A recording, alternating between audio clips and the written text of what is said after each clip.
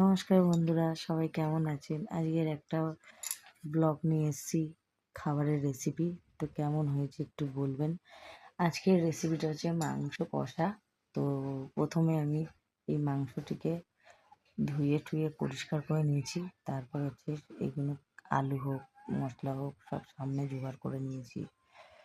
তো আলুটা কেটে থালায় রেখেছি, এই পেঁয়াজটি কেটে থালায় রেখেছি, টমেটো কেটে থালায় রেখেছি এবং কাঁচা লঙ্কা আরেকটি প্লেটের মধ্যে গোটা গরম মশলার মতো সব জোগাড় করে রেখেছি, যেগুলো ফোড়নে লাগে, যেরকম তেজপাতা, শুকনো লঙ্কা, দালচিনি, লবঙ্গ, হ্যাঁ, আর হচ্ছে সব রকম যেগুলো লাগে সেগুলো থালার মধ্যে রেখেছি।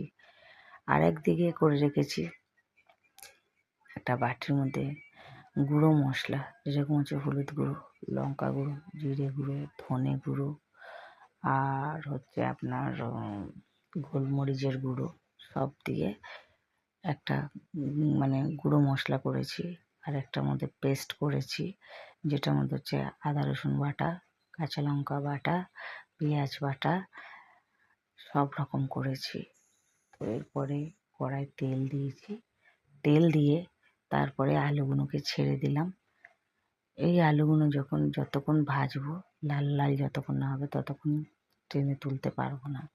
তাই আলুগুলোকে আমাকে কিছুক্ষণ রেখে লাল লাল করে ভাজতে হবে।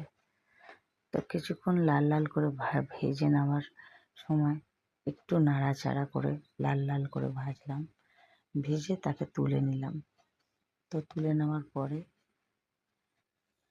কড়াই এবারে দেবো ফোড়নগুলো, মানে হচ্ছে জিরে গোটা, তেজপাতা, শুকনো লঙ্কা, দালচিনি, লবঙ্গ, হ্যাঁ, দালচিনি, লবঙ্গ আর ছোটো এলাচ।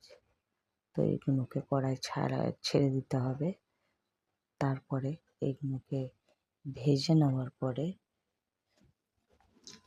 ওর মধ্যে দিয়ে দিতে হবে কাঁচা পেঁয়াজগুলো, যেগুলো আমি কেটে রেখেছি, হাফ পেঁয়াজ কাটা এবং হাফ পেঁয়াজ বাটা। তো সেই পেঁয়াজগুলোকে আমি ছেড়ে দিলাম। দেওয়ার পরে এই পেঁয়াজগুলি যতক্ষণ না একটা ব্রাউন শেপ কালার মতো লাল লাল হচ্ছে, ততক্ষণ আমি এগুলোকে তুলতে পারবো না, মানে ওর মধ্যে কিছু দিতে পারবো না। তো সেই পেঁয়াজগুলোকে আমি তেলে ছেড়ে দিলাম, দিয়ে তারপরে আমি ওর মধ্যে পেঁয়াজগুলোকে এখন উল্টে পাল্টে আগে একটু নাড়াবো,